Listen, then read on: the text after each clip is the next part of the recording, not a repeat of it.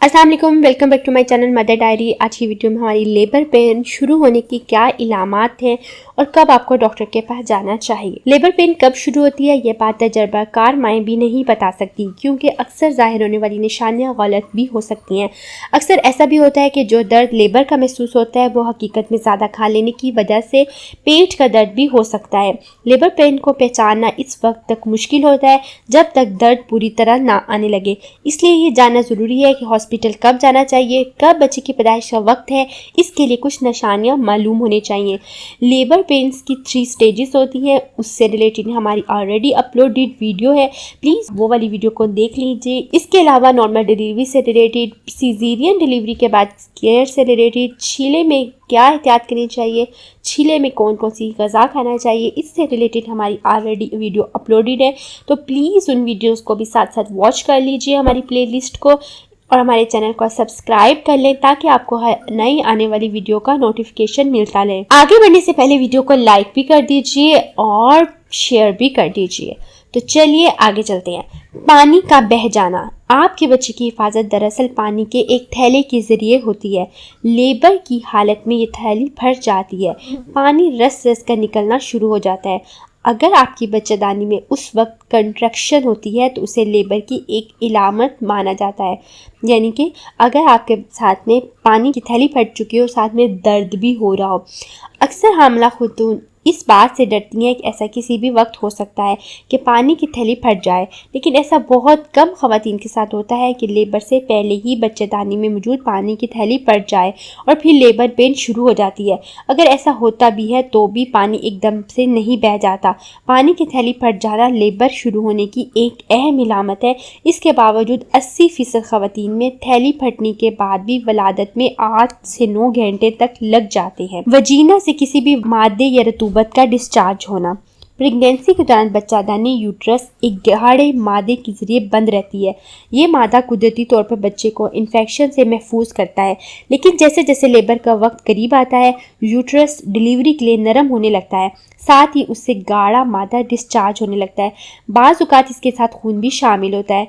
ऐसी सूरत में डिलीवरी का वक्त चंद घंटों दिनों बाद भी हो सकता है, लेकिन ये भी लेबर की एक निशानी में एक अहम निशानी है। बहुत तेज़ दर्दों का आना। दर्द होना लेबर की वाज़ेह निशानी है, लेकिन हमल के आखिरी हफ्तों में होने वाला गलत दर्द यानी फॉल्स या लेबर, जिसको झूठी दर्दें भी कहा जाता है, इनको ख़वातीन लेबर पेन समझ लेती हैं, लेकिन ये दर्द मुस्तकिल और शदीद नहीं होता और ख़ुद ही ख़त्म हो जाता है।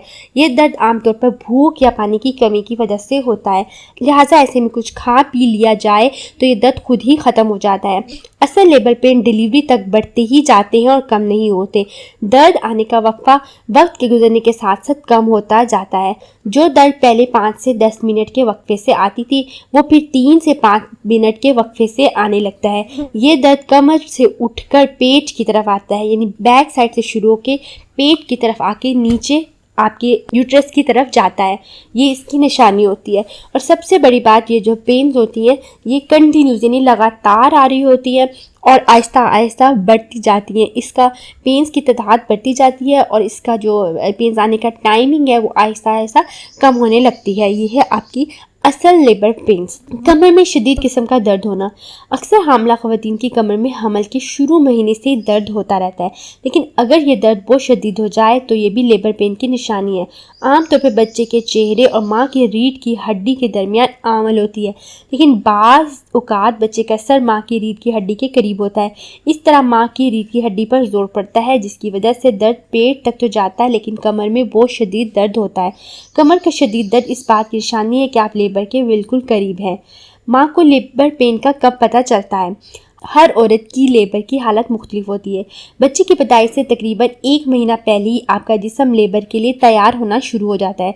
कुछ औरतों में सर्विक्स यानी बच्चादानी का मुंह पहले ही खुलना शुरू हो जाता है और बच्चे का सर पैदाइश की पोजीशन में जाना शुरू हो जाता है।